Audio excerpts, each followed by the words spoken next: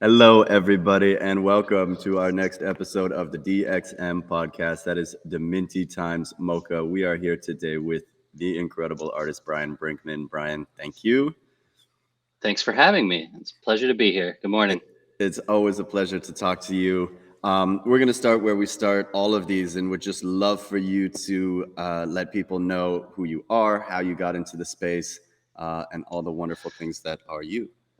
I'm Brian Brinkman. I'm an artist. I guess the beginning goes back to when I was a young teenager and I was making um, animated web cartoons for websites like newgrounds.com and making simple websites. A lot of them were like fan sites for Roller Coaster Tycoon and video game stuff. But that making content, seeing people view it, seeing people comment on it, that like drove me to become a creator.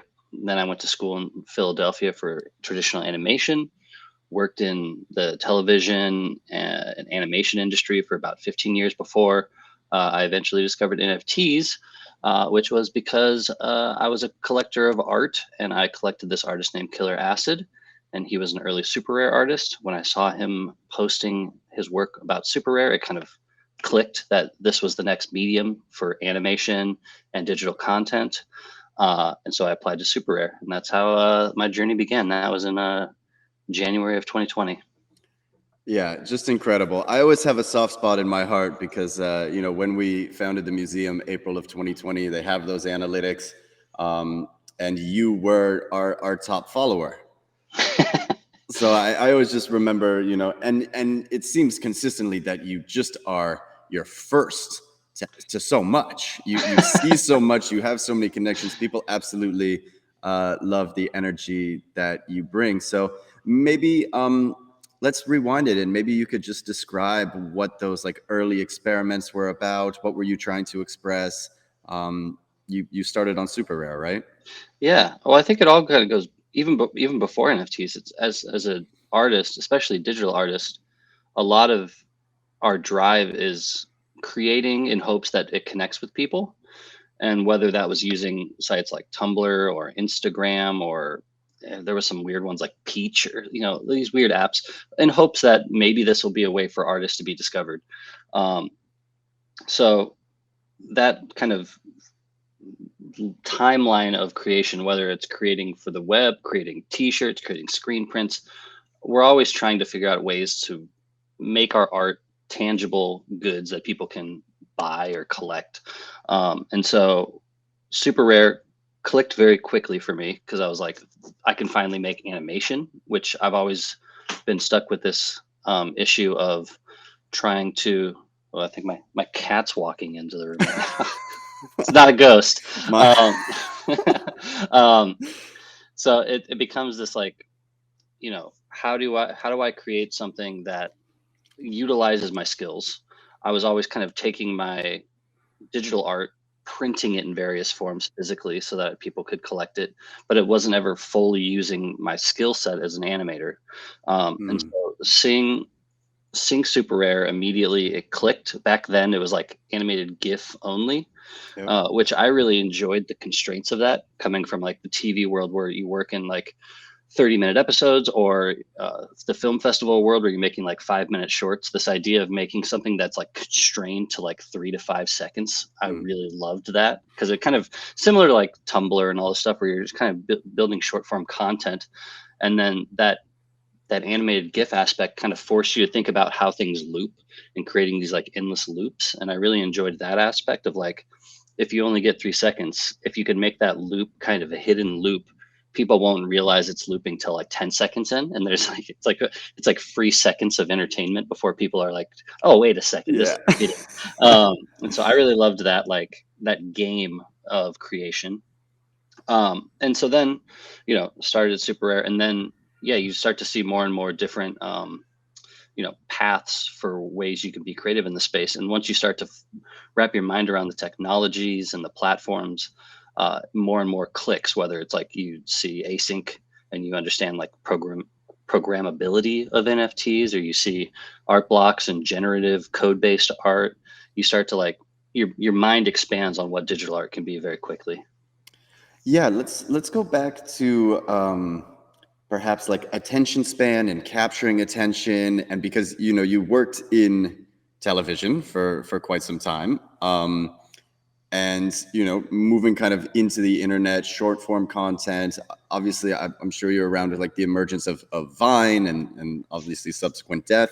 Uh, do you feel that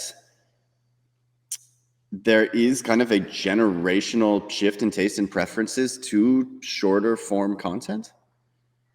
Yeah, I think our, as a society, our attention span keeps getting shorter. You look at TikTok and it's just like a nonstop stream, and the algorithms of it really tap into your brain in a way that you lose like 2 hours really quickly. I'm just like, wait a second, I've been looking at this forever. Yeah. And so I think that, that started back in those Newgrounds days. Even then it was limited to file size, and so it was like what you could fit into a flash cartoon, and that was limited to maybe a couple minutes.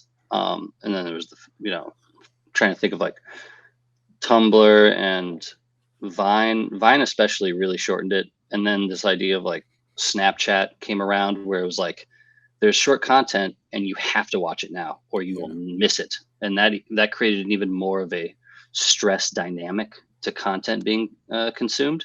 And I think that like sped up the rapid pace of content being put out to make up for that difference. And yeah, I mean, working in the TV industry, I worked on a lot of like late night television shows or MTV shows, and all of those utilized social media. So like when I worked on an MTV show, I would on the side make animated GIFs for their Tumblr as a like Mm. additional content, and I got to like write and animate and create those short form contents for them. And they were just like, make whatever you want. Who cares? We just need content. And so there's some fun about that. So Yeah. all of these things, like I've been very fortunate that like my career path of like 20 years of creation, all of those skills have somehow coalesced into this NFT space perfectly.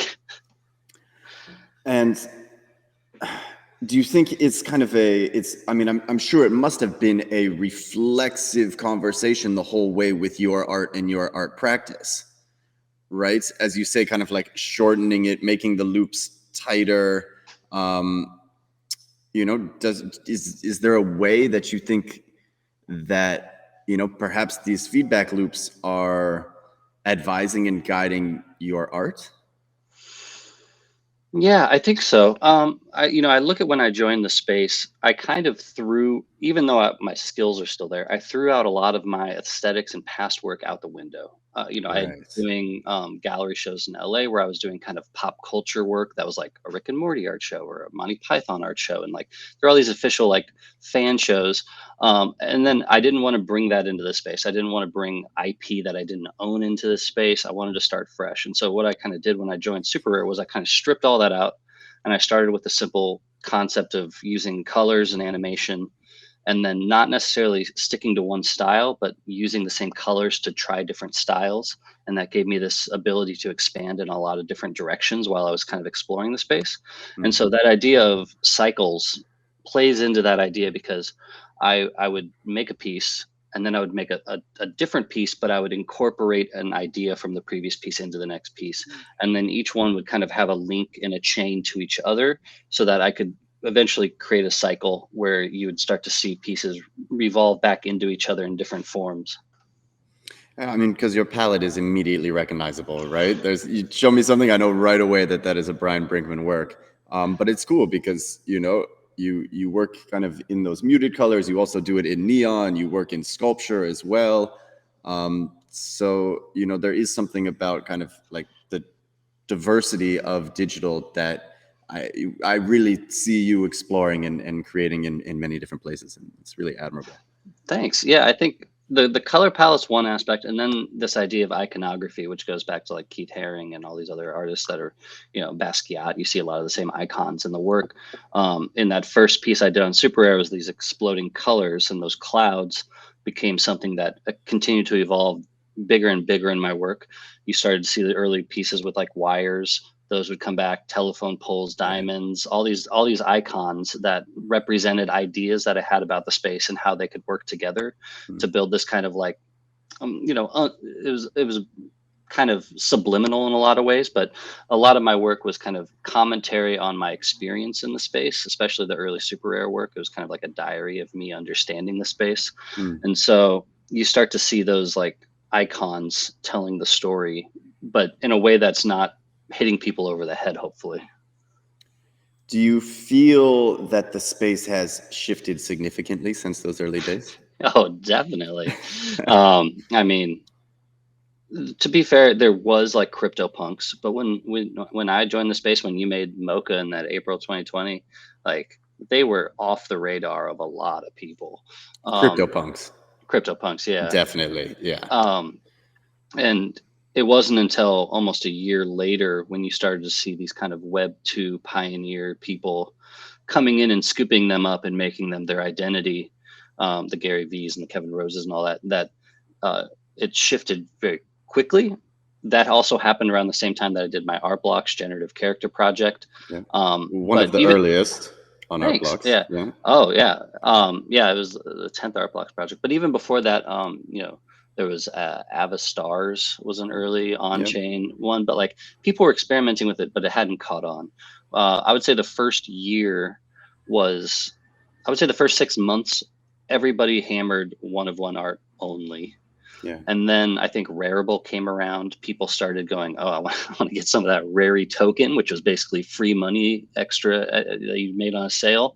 And for a month or so, it was a lot of free money if you made a sale. Um, It was on the collector side, whatever you spent, you got back more in rare tokens. So you just kept spending, yeah, and it then you was, would get back more. It and was then the artist would get extra as well. And so it was this really big incentive to use the platform, and it worked until people, ruined it. But uh, Pranksy, man. The Pranksy effect. yeah. But that moment, everybody, whether it was Xcopy, a lot of money, Sarah Zucker, we all started putting out these editions of 10. And that was the beginning of this expansion of scarcity. Then, Nifty Gateway started to come around. I think in October of that year, I got on Nifty Gateway. And even those first drops, I think it was an edition of 5, an edition of 10, an edition of 15 or something like that. It was like 35 total pieces, which is still extremely small compared to like most Nifty Gateway drops. Yeah. And then, then Beeple happened. Then all these other things, the fuck renders, all the Instagram artists started coming into the space, and everything just, and then Top Shot, that created this idea of collectibles, and that changed the mindset about art from straight up art investment to collectible investment. And I think that's when we started to see a massive shift Mm, in how people thought about collecting and the timeline of how long they thought about collecting. Because I think, mm. even I was doing flips before that, but it was like a couple months between, and then someone would make like I'd make like $100 flip or something. It was all Right. very small and fun. But then it became this like exponential growth that it, we saw every successful platform get hit with these like waves of degenerate flippers that would like they were like locusts destroying platforms. And so and then the platforms have to recover after they leave, but they come and they kind of ransack the market and take what they extract what they can from it, and then they move on. So how ultimately has that what is the effect of that? Because I still feel like right now in the present we are dealing with the effect of it. We see even, a lot of large collectors continuing to liquidate. I think like the Max Stealth sale at Sotheby's that caught me very much by surprise. Yeah. Um, so I mean, one, do you think it's a fad? Do I think NFTs are a fad? Yes. No, well, at least as a creator, I don't see a more viable career path as an artist and a creator. It certainly has changed how I operate, and I know it's changed how thousands of other artists have operated and how we think about creating art.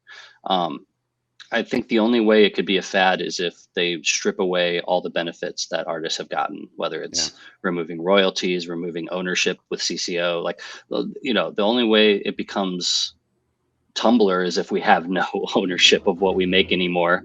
And so I think As long as we hold those things up, I think the path of it will still be strong.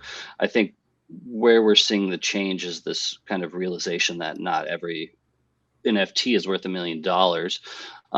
And I think everything will kind of normalize back to where value kind of held before.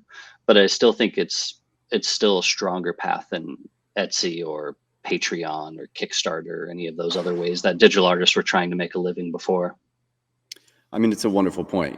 Follow the collectors will follow the artists. I think the money will follow the artists. So it really comes back to you all to, yeah, feel and decides if. But I think the key thing there is ownership, right? It's like authenticity of your work, and then providing somebody the ability to own the token. So I'm curious how you feel about that kind of like token artwork relationship. Do you have any feelings? In what regard?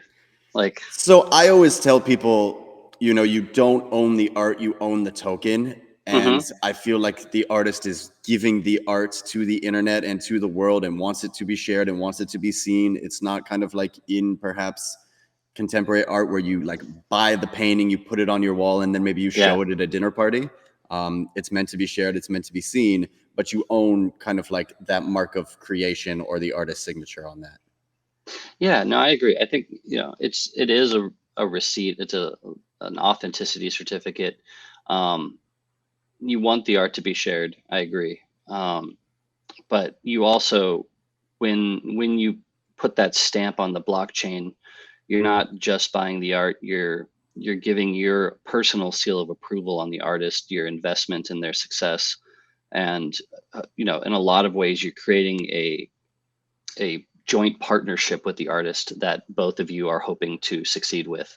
And so I think that, that's what people are buying. Sometimes people are buying art because they're more interested in the artist than the art. And I think that's totally fine. Mm. Because, I think it's all intertwined what we are as humans, as artists, as products, whatever. It's all encompassing of what you're getting when you're supporting something. Um, and so, yeah, I think, whether it's connected specifically on the token, I mean, some things are on chain, but some things aren't. Um, in the end, you're kind of just you're buying a ticket to that artist's future. I think it's provenance, right? It's Hmm. like the right and ability to say, like, I was here and with this artist at this time when this thing was created. Um, and that's largely why I have so much trouble ever like selling anything in my collection. It feels to me like just priceless. I get so excited about just going back and remembering what it was like before this crazy swarm, and kind of like the power of that connection. It means, yeah, it means even perhaps more than like what the piece would be, obviously just standing alone. Yeah. No, I mean, I talk to collectors a lot because they're, whether it's arguments about royalties and all this stuff. And it's like when I buy a piece of art from an artist, I get more value than just the art. I have a connection with the artist. I'm supporting that artist. I can elevate that artist, and they can collaborate or elevate or whatever they want to do with me as well.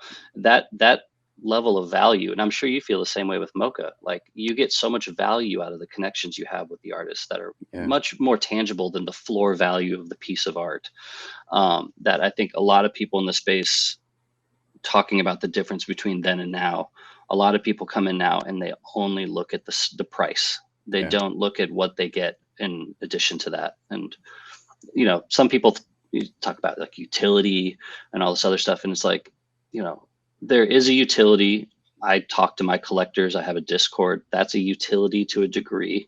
Um, but the utility is that they're a part of this journey, and I'm taking them along with me.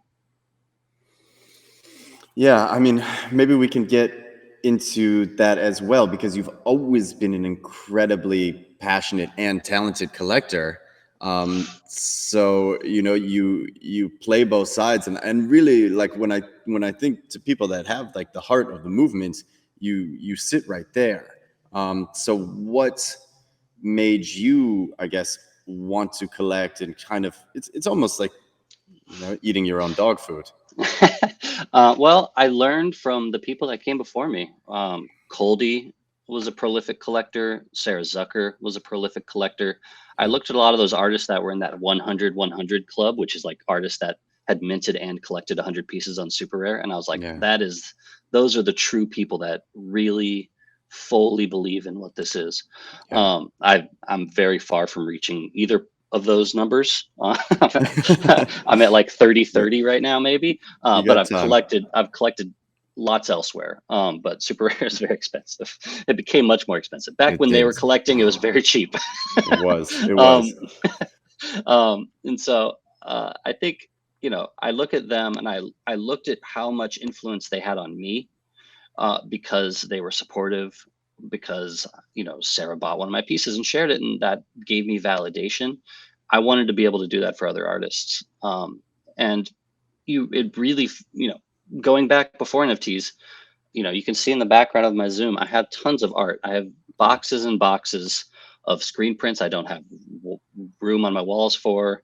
I collect vinyl records. I'm just a collector at heart.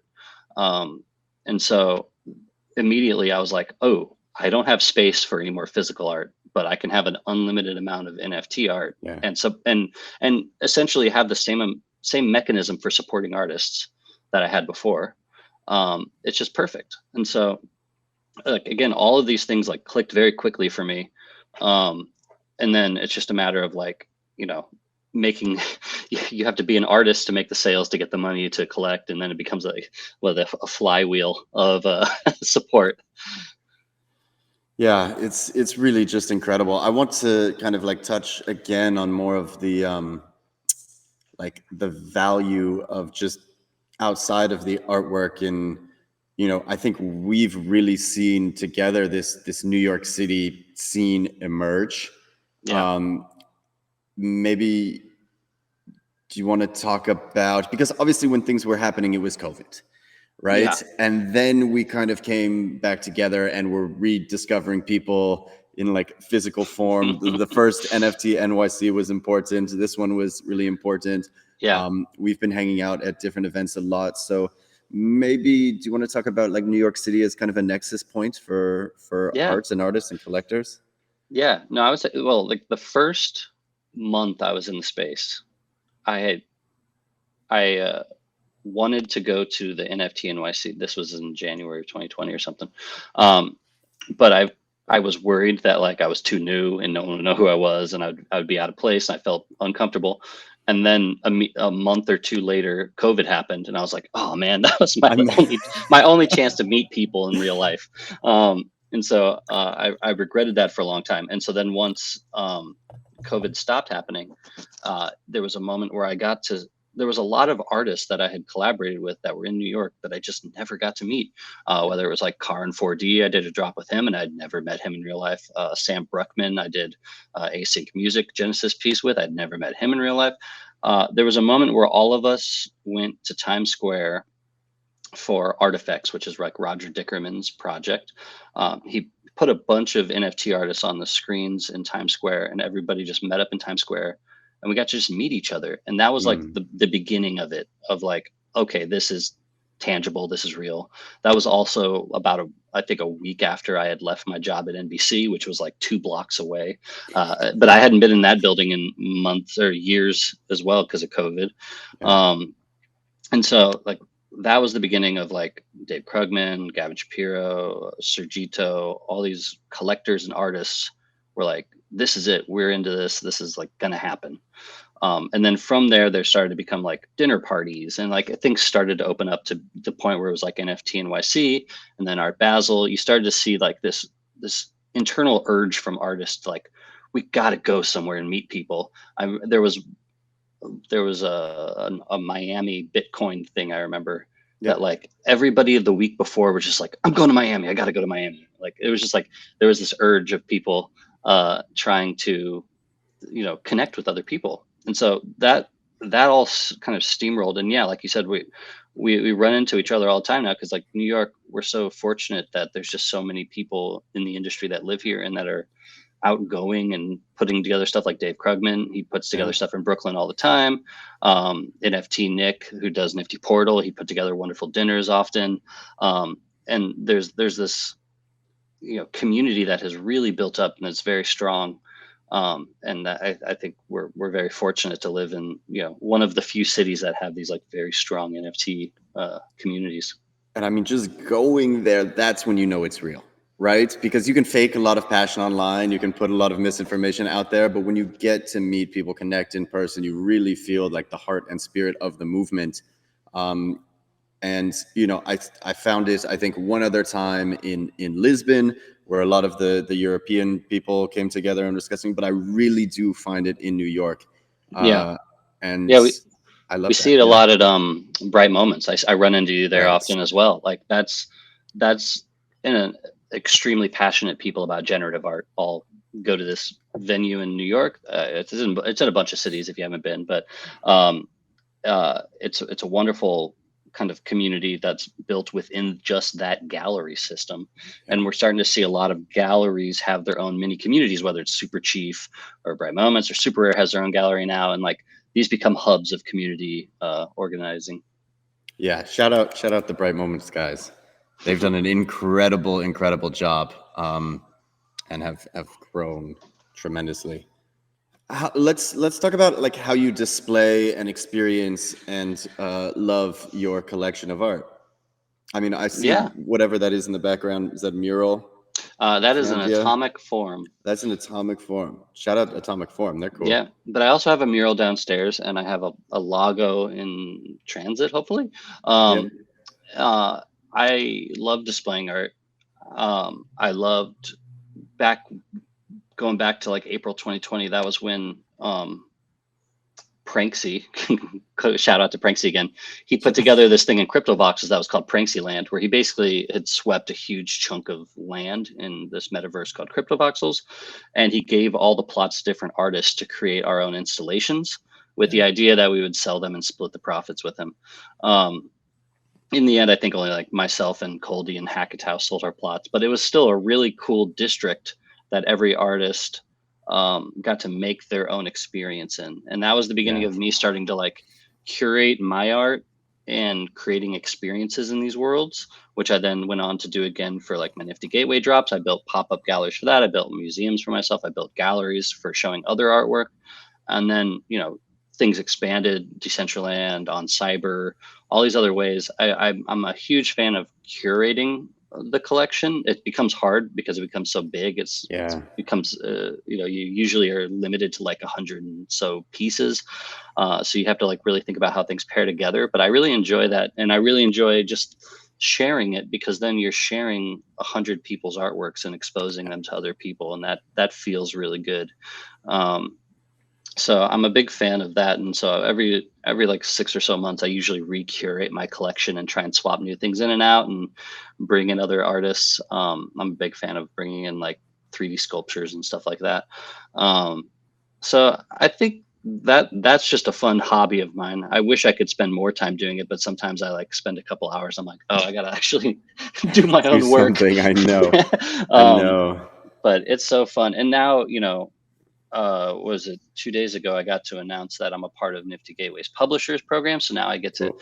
actually onboard and curate artists onto that platform and kind of highlight them and help them kind of expand their communities.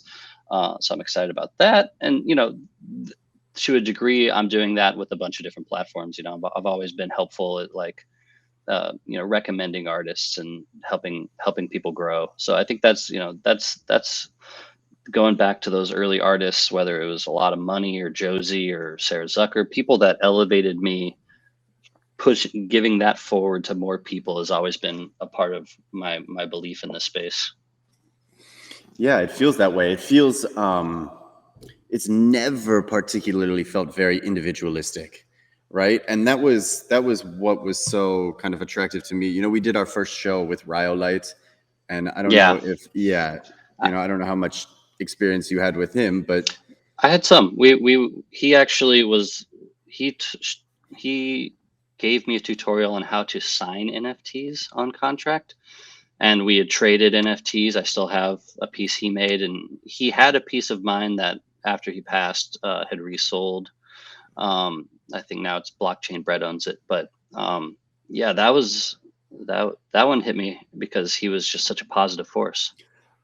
And he was just like a community person at heart, right? Yeah, He was so open and um, yeah, I go back and I think of all these people, and again, I think you have so much of that spirit, like always so joyful, so open to sharing, like reciprocating everything. And that's where I really feel like we're on the verge of something new and different. It's not so much like an artist getting representation through a dealer, through a gallery, but it's about like these little individual nodes, these little connections, kind of these little wires, right? Like creating something more, creating like a larger, more powerful form. And a lot of times it's hard to trust in that, but you found a way for sure. well, I mean, you look at some of like who are the influencers in this space. I try not to think of myself as an influencer, but the bigger artists are massively influential in steering collectors to other artists. Yeah, Whether it's Grant Yoon telling people about an artist, or if it's X Copy telling people about an artist, they have power that collectors don't have, because collectors have a financial incentive that people right. immediately put up a wall against, I think. Yeah, Unless there's some collectors that can, a Cosmo or something can like put his finger on somebody and make them very popular, like DK. But usually they have to do that with a large amount of money, whereas I think artists don't. Artists can just say right. this guy's legit, go Yeah, by Tijo, and then people are like, oh, he's legit. So like yeah. it's a different type of power that we have. And it works. Well, just as you know, as somebody who is not an artist, who does not use the tools that you all are using every day, it is hard to know like what is a model, what is derivative, what is like unique, and frankly, you have to rely on the artist to tell you these things. And Yeah. so that was always in the beginning as well, looking at the collections of like Coldy, Robness, Sarah Show, um, the other artists that were, you know, just pushing from both like their artistic perspective and then who they were collecting, and that's what I always go back to. It's people ask like, how do you know what to collect? How do you find? I don't. Like the artists tell me. Yeah, well, that you've kind of built that into Mocha to a degree, because all these artists can curate their collections and share it via the Mocha kind of backend. I mean, what we've done is really tried to just like totally invert a museum, right? If the artist tried to totally invert the art world, we've tried to totally invert a museum. And if we can just give more tools to people to express themselves, to help curate, to like get out of OpenSea as that default place to show collections, to make it very easy to like build exhibitions and deploy them into metaverse worlds, and yeah, really just share and give it some sort of meaning and help people like derive intention and context, because a lot of that, just due to the frenetic pace, gets lost. Yeah, But I think we will, over the next couple of years, kind of come back to that, and we have to like look and reconcile with what we've done and what we've collected. And it's very, very easy to just like click, and then the Ethereum's gone and you have the art piece. But what does it mean? And kind of speak to those collections. And like you yeah, said, I take hours curating my art. I am nowhere near at the place where I want to be in terms of curating it. Um, but I love to go back and think about it. And I know when I look at the image, I know immediately how I was feeling. I know like immediately where I was. I knew kind of like immediately what the spaces was going on at the space at the time. And I think that also speaks to, we have like a quickening of culture, but we also are like living in nostalgic times for maybe like pre-internet, and whether it was like Pokemon cards or Pogs or baseball cards or whatever people were collecting as kids, this definitely feels like a return to that, and it is just like a lot of fun. Yeah, and I think there's an aspect that you kind of touched on with curation, which is that this space, a massive amount of the value derived from it is based on attention, and you have to share art if you want it to grow value. So Yeah, as a collector, you have to put your collection out there. You have to say, this is important because of this. It's artists' roles to kind of help collectors steer that messaging. Um, but you look at the most successful artists in the space, and they all are either really good at social media or they have collectors that are. Um, and so, to it's one thing to buy art and support art, but then you have to uplift the art if you want it to grow. yeah, yeah.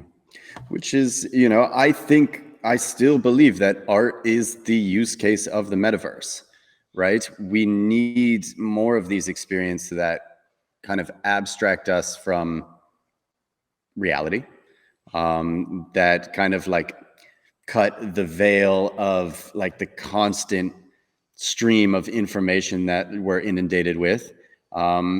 And we want to like be joyful, and we want to celebrate people, and we want to, know where like the latest AI is going, or wherever, the latest 3D art is going. And and I think it being born of that pandemic when we were also isolated, uh, is a wonderful like return. People say it all the time, this idea of community. uh it can exist online, but as we've kind of talked about in this, it can also very much exist in the real world, and it is all just very like burgeoning and exciting. And even though the market is slow, I agree that I don't think Yeah, this is the fad. the market's still way above where it was when that April 2020. um, and Yeah, it's going back to that point, that was you kind of nailed it. Like the metaverse was my coping mechanism to a major degree, um, because I had no social life because of lockdown in New York. yeah, Those whip meetups that would happen every Wednesday in Crypto Voxels, where dozens of people would go and talk about their projects. That was back in the day when there was only a couple projects coming out a week, and it was very easy to keep track of. yeah. But like, Shout out Matthew and Rizzle. yeah, it's Yeah, that changed how I looked at the space. Those early Josie YouTube videos changed how I understood the space. yeah, People like Matt Kane and Jason, kind of talking about the history and the details of the space, and even like Jimmy talking about on-chain art. Like, yeah, I learned that all from people, not from YouTube. Not from like, these how to make an NFT. Like that stuff didn't exist back then. You had to be in the space. You had to learn from each other. Rhyolite, all these people I would reach out to them and say, "How do I mint this?" It's like right. it was a different experience that really, required you to be outgoing in a way that probably held back a lot. I looking back at how many people I could not convince to join the space back then, just be whether it was because you had to make a video of yourself for Super Rare that made them all feel weird, or Right. whether they thought it was nonsense. Like it's even though the space has had a bell curve, where we're at now is so much further in terms of educating the public than where we were then. It's pretty Yeah. incredible. I just remember, like, there was moments back then when any news article talked about NFTs, we were all like, "Oh my god, Yeah. there's some attention!" Like, and now it's like there's hundreds a day. It's Right. crazy. Right. And I don't even get mad at like collectibles or PFPs anymore, because I think all of it is just like onboarding more people kind of up and through the funnel.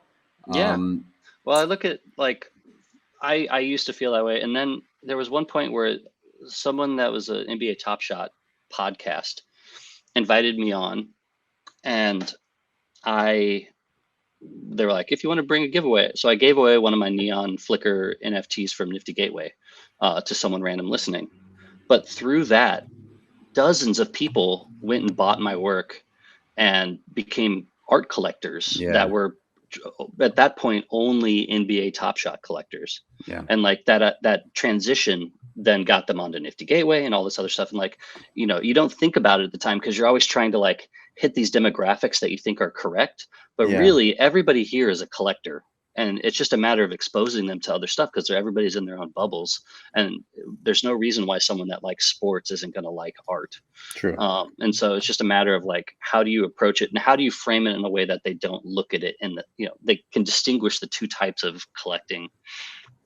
I definitely want to give you some time to just talk about anything that is upcoming that you can talk about, or anything, that you're working on that you're excited about, or even, maybe that new shatter art piece you did. That was pretty cool. Oh yeah, no, I'm happy to talk about that. About a month or so ago, I put out a drop with Rich Caldwell, another super rare artist that does drone photography, and it was a collaboration with Transient Labs, which is a really wonderful group of coders that you should definitely check out all of their work.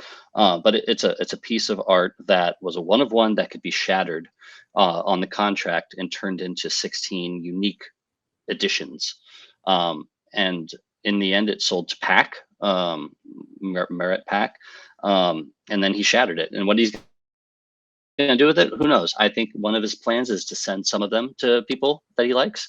And I think that's really cool. I love that idea of letting the collector become the distributor. And have to like, it's weird that Pac did it since he's like, he knows more than like almost anybody in the space.